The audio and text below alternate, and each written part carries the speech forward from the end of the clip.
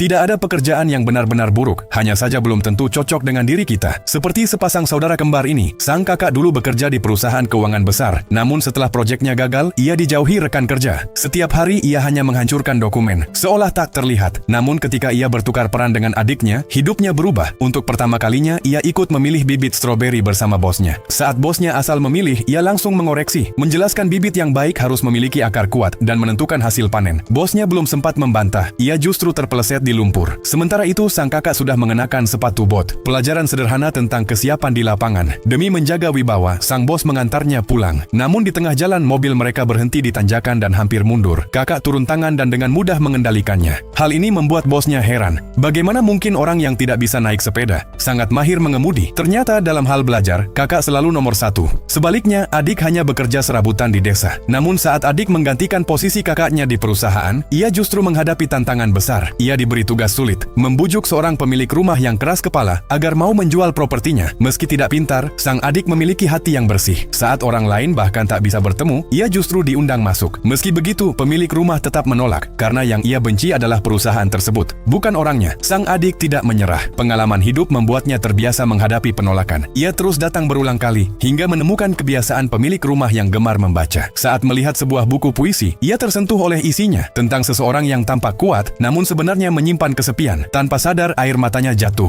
Di saat yang sama, pemilik rumah juga terdiam. Keduanya merasakan hal yang sama, namun segera menyembunyikan emosi mereka karena takut disalahpahami. Adik mencari bantuan seorang teman lama yang berprofesi sebagai pengacara dan mengetahui bahwa pemilik rumah adalah penulis terkenal. Mendengar hal itu, ia mendapat ide. Ia kembali berkunjung dengan alasan untuk meminta maaf. Namun usahanya belum berhasil. Saat tahu rumah sedang kosong, ia mencari cara untuk masuk dan diam-diam membersihkan rumah. Namun tindakan itu justru membuat pemiliknya marah karena dianggap memiliki niat tersembunyi. Melihat adik yang gugup dan terus mencubit tangannya sendiri, kemarahan itu perlahan mereda. Pemilik rumah hanya meminta agar ia tidak datang lagi. Namun masalah belum selesai. Ia menyadari kunci rumah masih terbawa. Mau tak mau, ia harus kembali. Di saat bersamaan, seorang teman ikut campur dan mencoba memanfaatkan situasi untuk kepentingannya sendiri. Hal itu membuat keadaan semakin canggung ketika pemilik rumah tiba-tiba muncul. Adik merasa sangat malu, bahkan tak berani menatap. Namun sikap polos dan jujurnya justru meluluhkan hati pemilik rumah. Akhirnya, ia diberi kesempatan. Pemilik rumah bersedia datang ke perusahaan untuk menjelaskan semuanya secara langsung. Bagi adik, itu adalah kesempatan besar. Sebuah titik balik yang tidak pernah ia bayangkan sebelumnya.